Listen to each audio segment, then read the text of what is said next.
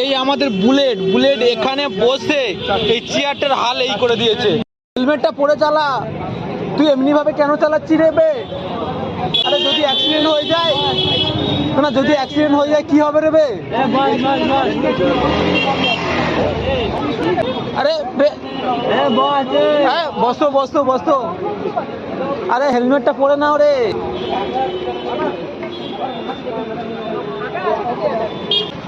তো আমরা এখন এসেছিলাম একটু চাটা খাওয়ার জন্য। এখন বাজে যেমন এখানে 10টা 10 বাজে না। বাড়ির দিকে যা হবে নাকি? কেন লাইভ করছে নাকি? কেন যা হবে না? চলো চলো চলো চলো।